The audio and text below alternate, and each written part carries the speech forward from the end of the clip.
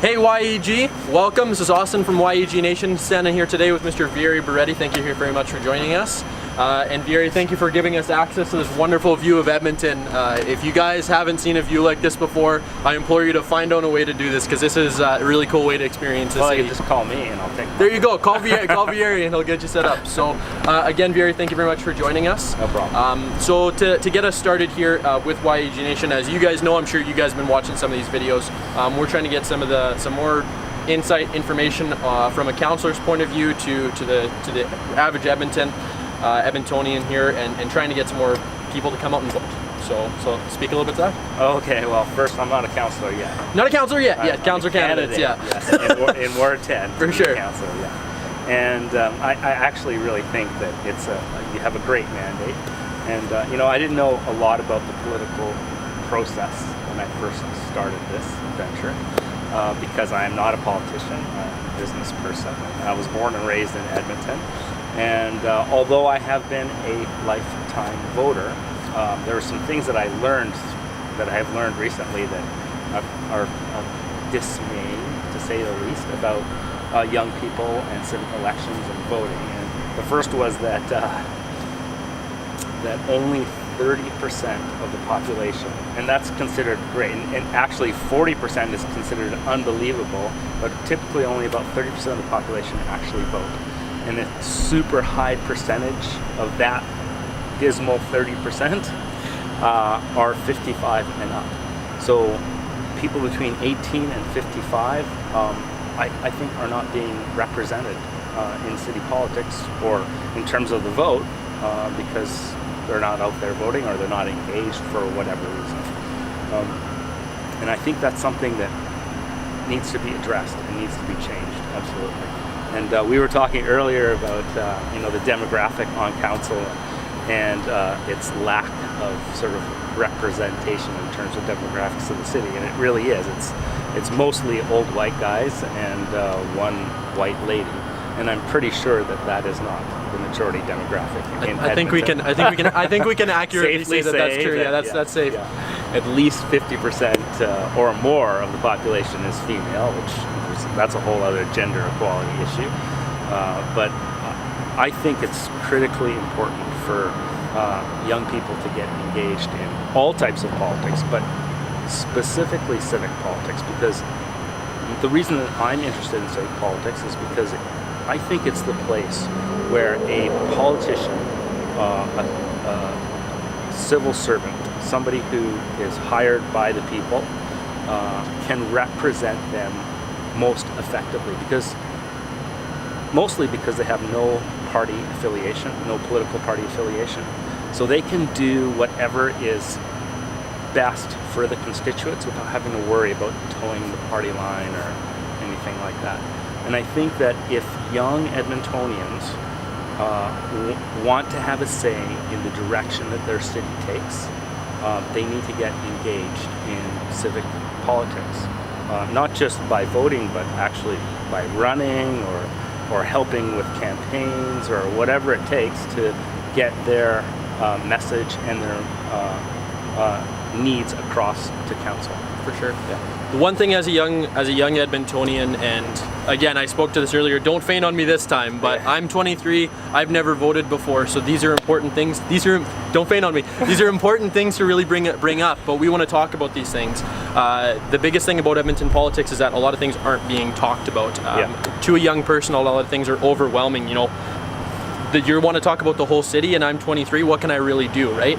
So what are some ways that you think younger people could actually help start a conversation, even get involved in a very minute level, other than voting, to start conversations and talk about issues? Well, that's a good question.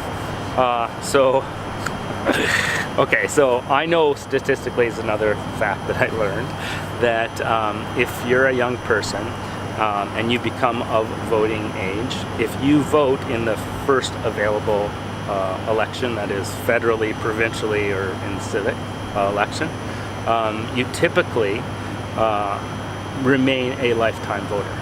But statistically, if you don't vote the first time you are eligible to vote, statistically you become a non-voter for the rest of your life. So I think it's really critical, very critical for civic politics, for the city to find a way to engage young people right away, as soon as they're of age, to get them involved in politics so that they get that first vote in and retain that sort of voting habit. Right, right. So I think that, there are some great organizations out there, like yours as an example. For sure. And Next Gen, which are trying to engage young people. But I think that there's some things that we could think about or talk about that could help young people get more engaged in politics right away, or at a young age. I think first, and this isn't really necessarily a city, this isn't really something, a city mandate, but I think that we should think about having education about politics, civic, federal, provincial, whatever, at a later age. I know they teach it, I think in grade 7 or grade 8, they teach politics and social studies, and I know some schools teach a little bit of politics and social studies classes in grades 10, 11, and 12.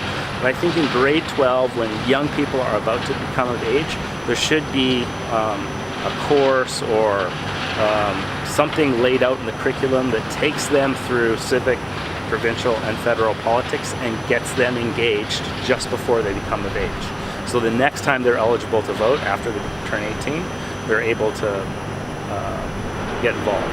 I also think, I know the city does a great program. They bring young children into City Hall, and City Hall for a day. I can't remember the name of the program, but it's awesome. And they get excited about seeing the mayor and meeting councilors, and they take them through the whole process. And I think I don't think it should end. I think it might just be a little bit too young, or maybe that should be augmented at a later stage in life. And I also think, and this is part of my platform, I actually think that voting should be something that we should consider making mandatory. And I'm not talking about penalizing people for not voting. I'm talking about incentivizing people to vote. So, and you tell me what you think of this idea. So imagine that a civic election comes up, and the voting day is October 16th, like this one's coming up. October 16th, October Monday, 16th, 2017. Yes, October 16th. Don't forget to vote. You go to the polling station, and Edmonton actually doesn't have a voter list or voter registry, unlike some other cities, Calgary as an example, which does have registry, which is another issue we should talk about. But so you go to a polling station, you sign your name, you register, your name's on a thing, they check you off, and then that information goes into a database that's secure, that only the city owns. And if you're a property owner and you pay property taxes, because the city knows you voted, you get a small percentage off of your property tax, 0.5% or 1/4% or something like that. If you're not a property owner, because you're a renter or something like that, you get a little thing in your file, or maybe even a little card that says, the next time you get a parking ticket from the city, you get half off, or you get the parking ticket for free or something like that. So an incentive for people to take the time to do their civic responsibility and duty, and encourage young people to get involved that first time. Because like I said, once they get involved that first time, statistically they become lifetime voters. Yeah. I think that's one way to encourage voting. And I know we were talking about this earlier, but sadly, and this is another statistic I learned, the turnout for the voter turnout in the city of Edmonton for civic elections is around 30%, which is honestly a sad turnout. And I know people are super busy and they have a million things to do, and sometimes they can't make the time, or they don't want to make a vote that's uninformed because they haven't had the time to get informed. But I honestly believe that one way to get young people involved in civic politics and voting is to make it easier for them to vote. And I think the way to do that is to do it online. Because everyone, and I mean everyone, carries a cell phone. And if you could just go on your cell phone and place your vote on your cell phone, I think that would engage a huge percent of the population. I also think it would bring up voter turnout. Without a doubt. Without a doubt. and make it really representative, because it's hard for me to internalize that 30% of the population is actual mandate for any politician on council. I think the last idea that I have, again, you tell me, is that if we were able to figure out a way to incentivize young people to get involved in politics at an early age, before they come of age in high school or whatever, give them some sort of credit towards their diploma by volunteering, a certain amount of hours to get involved in politics. Either volunteer their time at City Hall, or volunteer their time with youth organizations like Yours and Next Gen, or volunteer their time maybe provincial politics, or on a campaign if it turns out that there's an election cycle happening at that time. I think that also will get young people engaged. To a person, every single young person, teens, 20s, and even 30s that I've talked to about this upcoming election, and had a moment to talk to them about some of the statistics that I just gave you, like 30% voter turnout rate, and the majority of people voting in civic elections being 55 and up. As soon as they hear those numbers, they want to get involved. I think it's up to us, I think it's up to the city to find a way to get young people engaged by talking to them, by providing them with information and ideas and programs and ideas like I mentioned before. For sure. So these are all really cool things to talk about, and I mean, we're in a really cool city in the sense that with Edmonton being so diverse, so multicultural, we have the ability to do these things because we're a city of change. It's shown. We're upgrading bridges, we're building crazy cool new arenas. All things like this are happening, and but we're also still conscious that the North Saskatchewan holds some of the best park facilities and the most park areas in North America, some places even the world. So those are really cool things that we have right here in front of us, literally in front of us right now, yeah. Which is pretty cool. And I mean, like I said, it is obviously something we can do to change in the future. What do you think the best way for somebody to change something that they're doing now to get involved with young people? Not even necessarily with young people, but to talk about what's the best way to get involved in the smallest sense, other than a vote. Like, let's say, if you could recommend to a young person, like recommend to myself, to go get some information on people, other than using our lovely platform, yegnation.com, yegnation.com vote. How could somebody get involved? How could somebody start a conversation? How could I, as a young person, tell my story to somebody who's a candidate like yourself? Well, that's a good question. I think, first of all, most candidates have social media platforms. Most candidates have websites, and I think there's a ton of information there. Absolutely, it's usually it's designed to be easily accessible. Every candidate has an email address and a cell number, and I think especially right now, but even after the election, with respect to city councillors, it's easy to connect with them. You're one phone call away, you're one email away. It's a lot easier than people might think. You're one letter away, or email, or phone call away.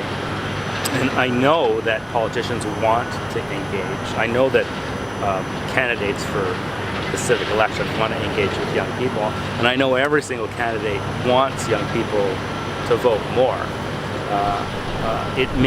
I think it may be, and again, I'm not a politician, so I'm just learning all this stuff, but it may be that a lot of campaigns are geared around issues that affect the demographic that actually votes, because politicians know that that's the demographic that votes. For sure. And I mean, they're trying to get elected, so they're not spending a ton of time getting involved with or talking about issues that affect young people, because statistically, in the last 30, 40, 50 years, young people haven't been a big percentage of that vote.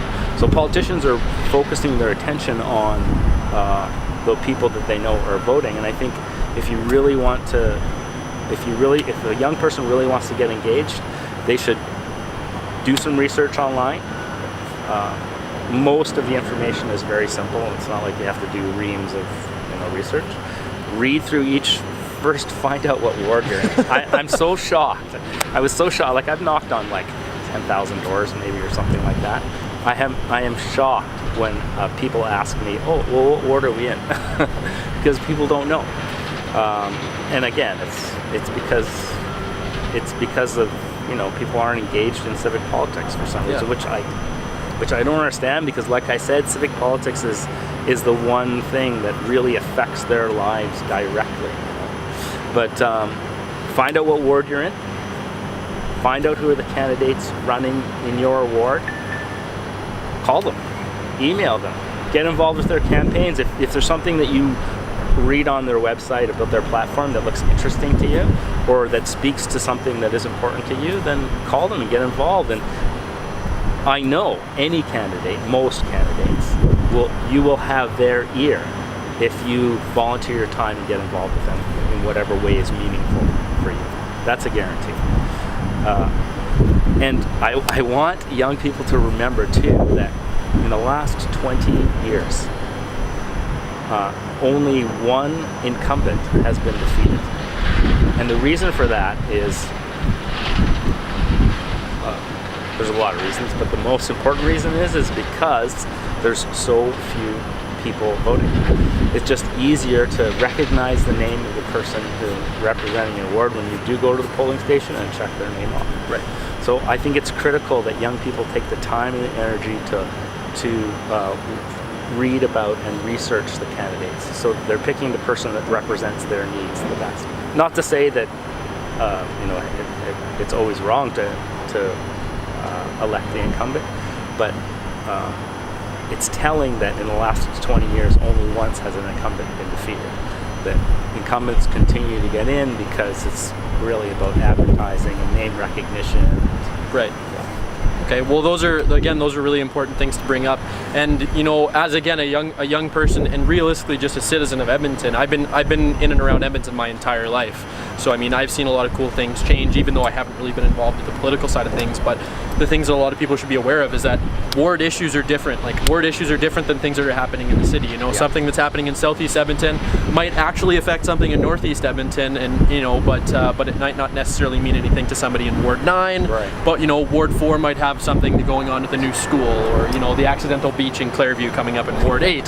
You know, those are cool things, but you know, it's relevant to what's happening in your city, and those are important things to talk about, guys. We want to know what's going on in your ward and focus on what's going on in your ward, because you know, that's how things slip through the cracks. That's how conversations are missed. That's true. People in their own ward might not know what's actually going on in their ward because they might be focused on something happening somewhere totally different in the city, right? So definitely still be involved with the whole city, but be conscious of what's going on in your ward. Absolutely. That's kind of what we're trying to do. Even in the wards too, the wards are huge, and there's a huge diversity of issues that affect communities and neighborhoods for sure. In Ward 10, as an example, the south part of the ward, the issues and concerns that constituents have there are completely different than the issues and concerns that constituents have in the north part of the ward. Absolutely.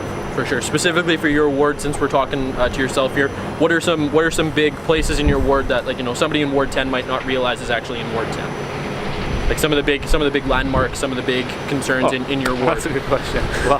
Well, so first, geographically, Ward 10 starts at Belgravia Road, like just where the South Campus area is, and the University Farmlands, and it goes right across the top there to Calgary Trail on the east, and the White Mud Creek on the west, and then it encompasses that whole area all the way down to 41st Ave, so the end of the city. Oh wow. So Ward 10 is a mix of mature neighborhoods and brand new neighborhoods. So mature neighborhoods like Grandview Heights or Park Allen and Allendale, or Lansdowne or Westbrook or Aspen Gardens.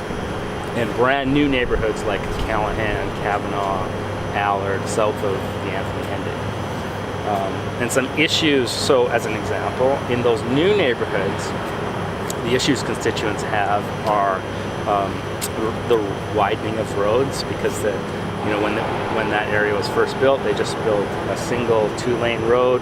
They've left the space to build 4 lanes, but for whatever reason, that was only built 2 lanes, and in the morning the traffic is a disaster because there's a ton of people living in that area and they can't get out of the area into the area because the road wasn't built to 4 lanes, which it should.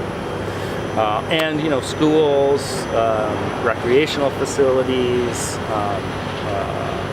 parks, community leagues. Those are the issues that those constituents are facing, or concerns that they have. And then north of there, in older, mature neighborhoods, things like surplus school sites are an issue, and Twin Brooks is an example. Infill and densification are issues in those areas. And I mean infill and densification not as a bad thing, but in the way that infill and densification has been approached by the city. There are many constituents who feel that, and I have talked to quite a few constituents, and every single constituent I've talked to about the issue of infill in those mature neighborhoods absolutely, positively understands the need for infill and the need for densification in our city. What has upset them is the way that has been rolled out by the city. This sort of cookie cutter approach to infill, the city's approach in saying that every single neighborhood should be treated exactly the same, when we all know that every single neighborhood is different because of the completely different people who live in each neighborhood. What makes neighborhoods unique is the unique individuals who live in them. The city's approach to infill and densification is what has upset people.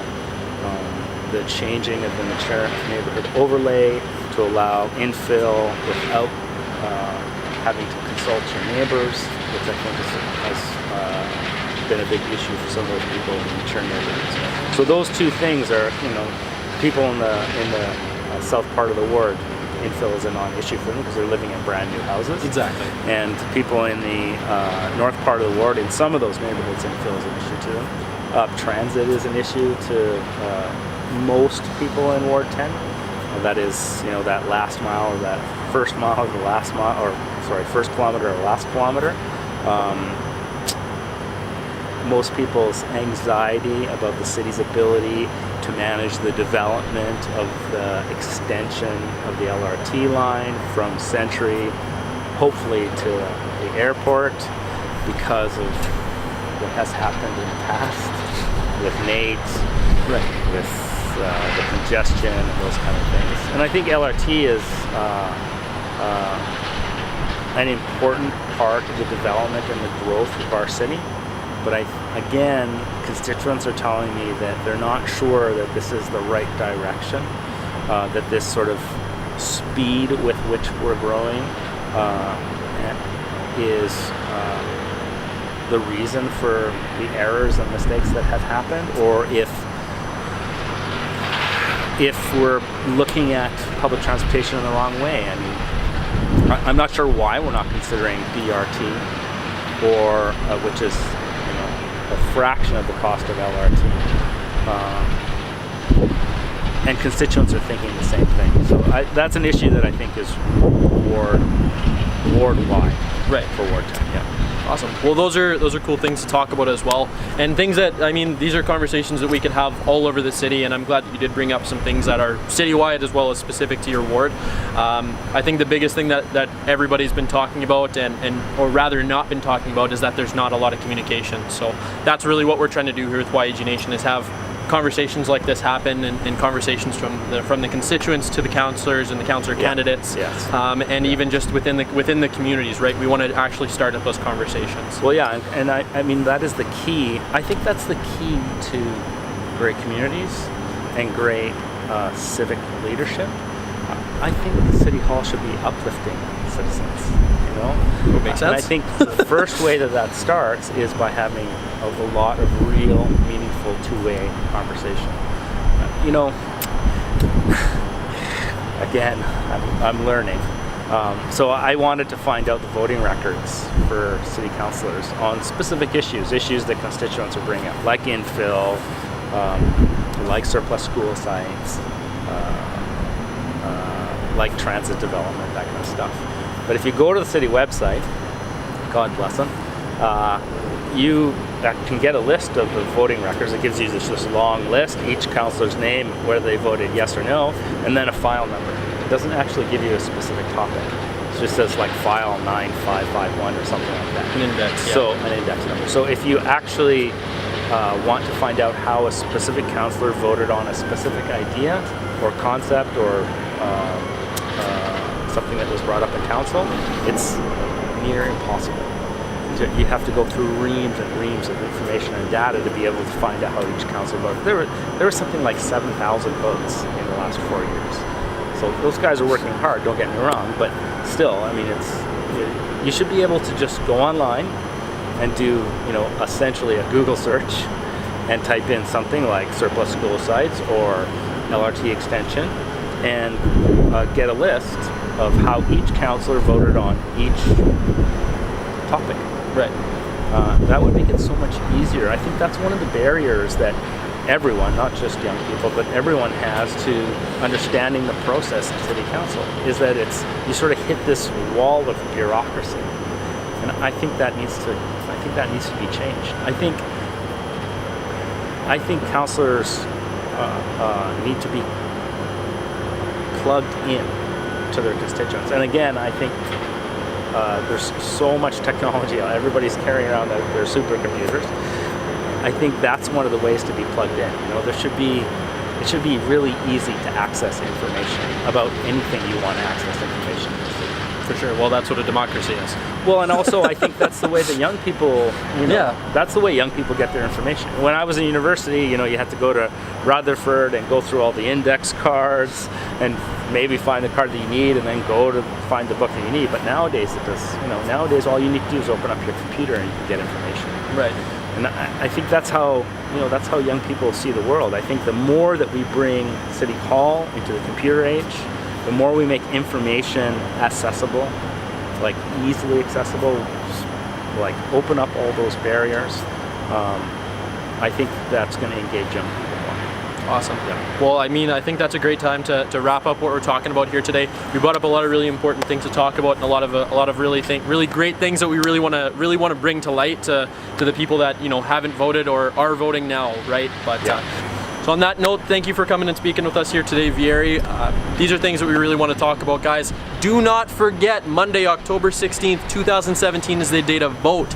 And you need to vote. You need to have these conversations with people that are running and talking about these things. So thank you very much for joining us today. Thanks for the view, and we'll talk soon. yegnation.com.